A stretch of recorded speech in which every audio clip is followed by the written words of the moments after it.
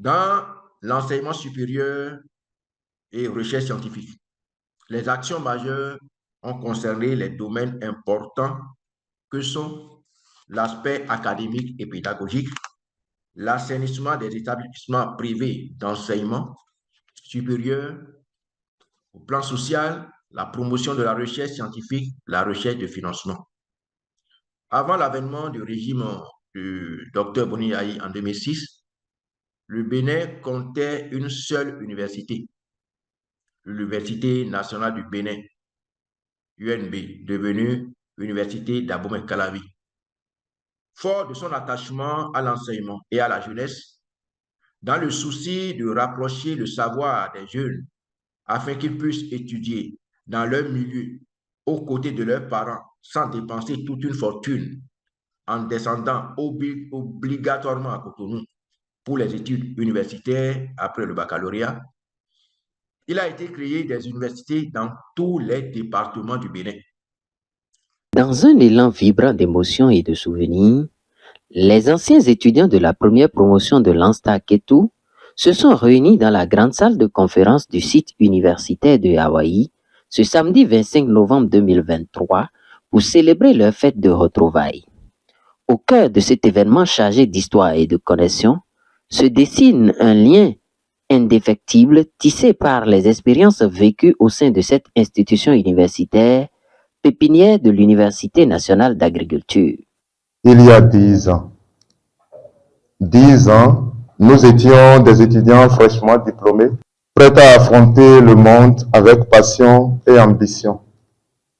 Aujourd'hui, nous nous retrouvons en tant que professionnels aguerris, experts dans nos domaines respectifs et porteurs d'histoire et d'expériences uniques. Au cours de cette journée, nous aurons l'occasion de participer à des discussions enrichissantes, d'assister à une conférence de réseautage, de partager des moments de convivialité et de célébrer notre engagement envers un avenir durable. Il nous permet de renouer des liens, de partager nos expériences et de créer de nouvelles connexions et d'inspirer les générations futures. Ensemble, nous pouvons continuer à faire la différence dans le domaine de l'agronomie et au-delà. Aussi bien en ligne qu'en présentiel, chacun évoquait avec passion les moments partagés, les défis relevés et les réussites accomplies depuis leur temps passé sur les bancs de l'université. Entre rire et émotion, cette fête de retrouvailles est devenue le théâtre de récits passionnants où chacun apporte sa pierre à l'édifice de ses années d'apprentissage. C'est donc pour marquer leur ambition à travailler ensemble pour le rayonnement de l'Université nationale d'agriculture que la promotion a offert à l'université un matériel de sonorisation pour aider la jeune génération dans leur activité pédagogique. À travers cette célébration, l'ANSTA Ketu réaffirme son rôle en tant que catalyseur d'une communauté soudée d'experts et de scientifiques où les liens forgés perdurent au-delà du temps et de l'espace. Les rêves d'alors se rencontrent avec les réalités d'aujourd'hui, laissant entrevoir un réseau solide et dynamique prêt à affronter les défis du monde moderne. Après la formation des étudiants, il faut savoir qu'est-ce qu'ils sont devenus à un moment donné. Et c'est en cela que nous avons apprécié cette activité, ça qui est très important pour nous. Et nous avons vu quand même que les étudiants de la première promotion de Anstar se débrouillent. Il y en a quand même qui sont dans des structures données qu'on ne savait pas. Il y a beaucoup d'informations que nous avons recueillies aujourd'hui qu'on ne savait pas. Nous pensons quand même que cette initiative est à pérenniser afin qu'on puisse savoir qui fait quoi après sa formation. À l'arrivée du régime du président Patrice Talon, ce dernier a fermé certaines de ses universités, instituts universitaires et beaucoup de collèges et écoles primaires, créant ainsi des difficultés aux parents, élèves et à la communauté. La chute constante du nombre de candidats notés aux différents examens depuis 4 ans trouve sa source dans cette mesure antisociale. Malgré ces fermetures, au nombre des nouvelles universités publiques créées par le président Boni Yayi, l'on peut retenir Université de Parakou, UP, Université d'agriculture de Kéton, UAK, Université de Porte-Nouveau, UPN, Université polytechnique d'Abomey, UPA, Université de Lokossa, Université des sciences, arts et techniques de Nati Tengou, USATN. Et on va arriver dans les réformes. Et très tôt, en 2009, nous avons pensé qu'il fallait faire une réforme pour que l'enseignement supérieur puisse être sur toute l'étendue du territoire national. Vous avez vu, on avait commencé par les centres universitaires, ensuite on a regroupé les centres universitaires pour en faire des universités. On va peut-être y revenir, à moins que vous voulez qu'on en parle en même temps. Ou bien... je préférerais qu'on en parle parce que c'est un volet très important. Nous avons entendu parler d'une vingtaine de centres universitaires, c'est bien cela? C'est bien ça, c'est 22. Ah, 22. Qui sont fonctionnels. Donc en 2009, on a dit, quand moi j'ai arrivé au niveau du ministère, j'arrivais avec, et tout à l'heure on a dit 46 000 étudiants. Oui. Oui. Et on disait, bon, écoutez, le nombre va se stabiliser à 80 000. Vous voyez le nombre que j'ai dit maintenant, 140 000. 140 000. Alors, quand tu es ministre et que tu es devant cette situation, tu proposes au gouvernement d'anticiper, de créer des centres universitaires. Parce qu'il ne faut pas confondre centre universitaire et université. Parce que vous avez des gens qui disent on a des universités par village. Bon, peut-être que ça va venir un jour. Un jour, ça va venir. Si ça vient, c'est bien. Mais le centre universitaire, c'est des entités qui dépendent d'un recteur. C'est ça. Alors que l'université, bien sûr, c'est le recteur qui gère cet espace-là. Et là, nous avons créé les centres universitaires et après, nous avons regroupé ces centres universitaires pour en faire des universités autonomes. Ce qui signifie que... Combien d'universités? D'universités. De 2006 en 2006, on avait 2 universités. Oui. Abomey-Calavi et l'université de Parakou. Bien sûr. Bon, chemin faisant, on a eu l'université d'agriculture de Kétou et l'université de Porte-Nouveau, l'université polytechnique d'Abomey, l'université de Lokossa, l'université de Nati Tengou. Ça fait 7. J'espère que je n'ai pas oublié une. Ça fait 7. Nous avons en ce moment-ci 7 universités. Donc ça. De 2 en 2006, nous sommes passés maintenant à 7 universités. C'est ça. Mais c'est vrai que c'est des universités qu'on est appelé à construire. Alors quand on entend parler d'université d'agriculture, on entend parler d'université polytechnique, cela sous-entend quoi? Une sorte de professionnalisation déjà ou quoi? Voilà, c'est-à-dire qu'on a fait un séminaire en 2010 pour voir dans quelles conditions on pouvait augmenter le nombre des universités, comment on va regrouper les centres universitaires et qu'est-ce qu'il fallait faire.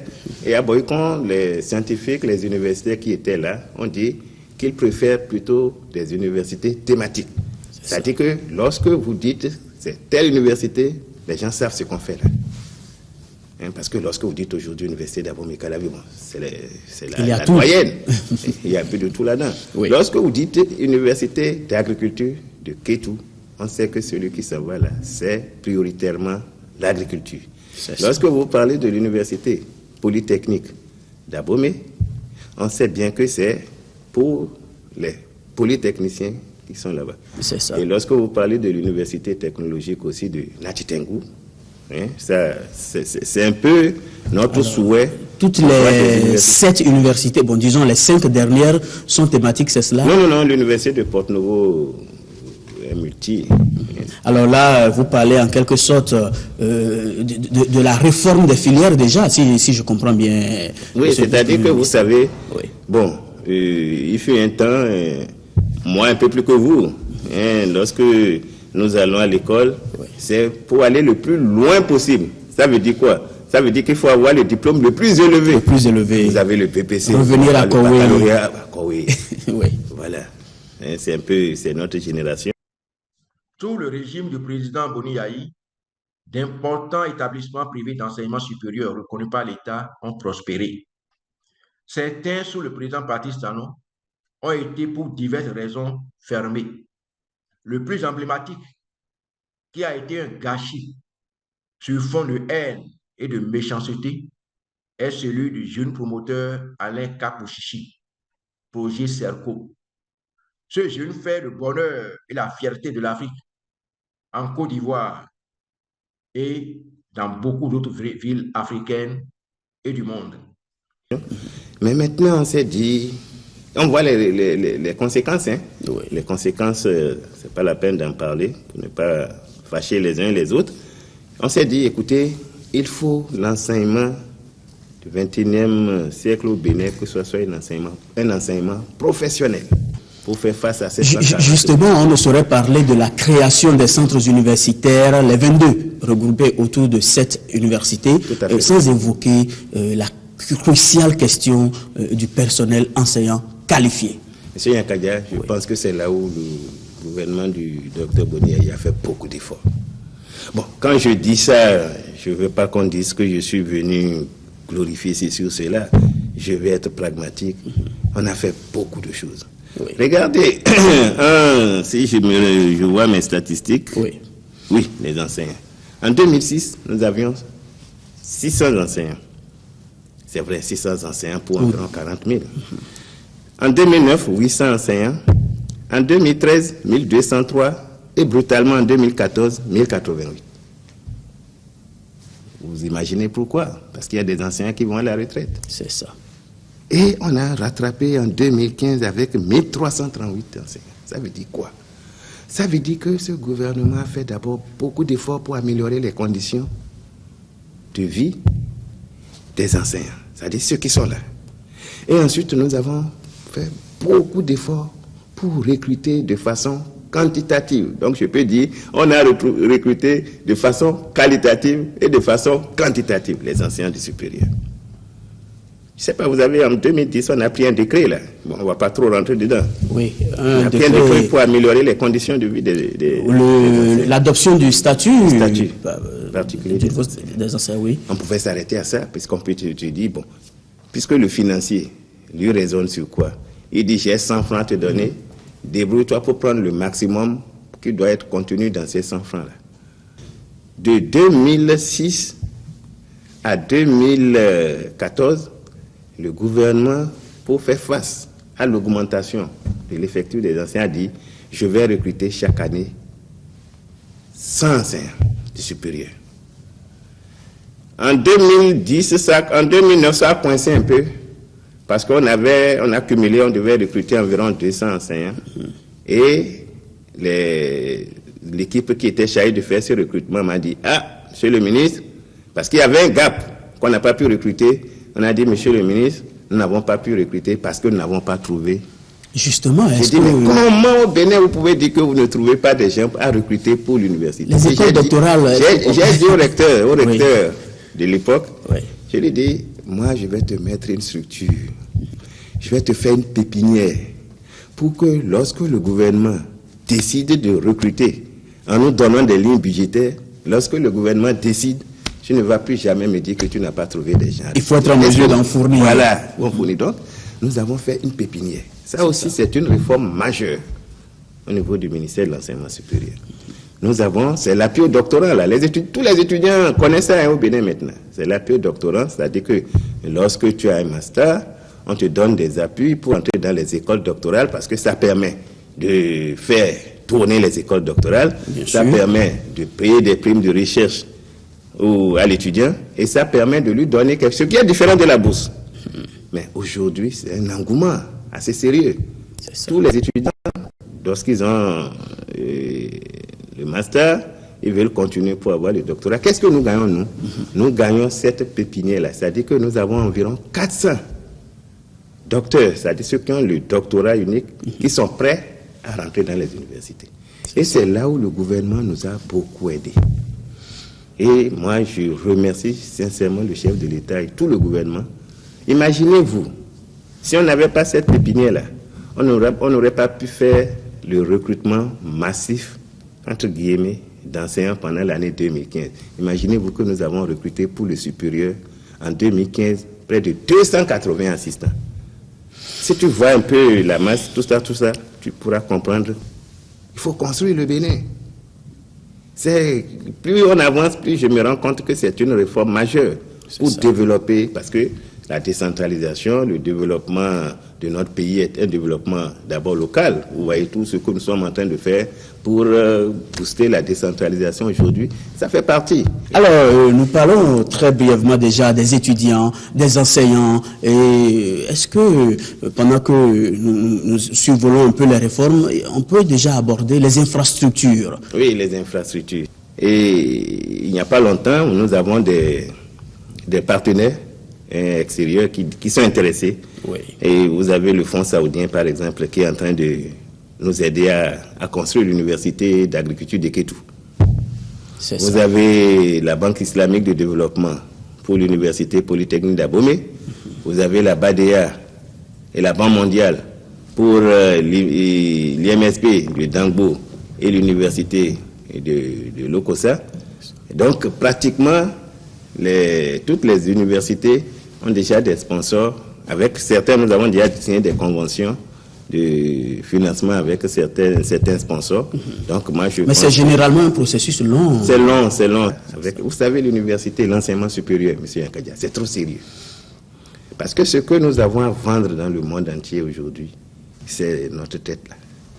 La possibilité pour vous d'aller à Washington, d'aller en Inde, d'aller partout, et de pouvoir tenir une discussion, de pouvoir discuter d'un projet, d'un programme, de tout ce que vous voulez, oui, avec les plus grands de ce monde-là.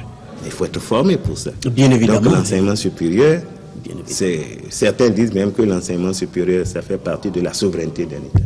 Alors, est-ce qu'il a le parent pauvre du budget au Bénin? Sans voyeurisme, est-ce qu'on peut entrer un peu dans la non, je ne vais pas.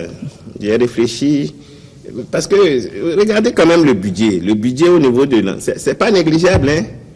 Si en 2006, oui, hein, le budget de l'enseignement supérieur était environ 22 milliards. En 2006. C'est ça. Mais en 2016, ça fait 53 milliards. C'est ça. Ça n'a plus que doublé. Donc ce n'est pas rien. Mais il fallait un programme spécial pour dire, chaque année, je mets de façon spéciale tant dans l'université. Parce que je ne veux pas parler de parents pauvres au niveau. Chers jeunes et chers Béninois de l'intérieur de la diaspora, à qui l'on inocule l'amnésie par de fausses publicités sur les réseaux sociaux. Voilà quelques repères de l'histoire récente du développement de notre pays, le Bénin.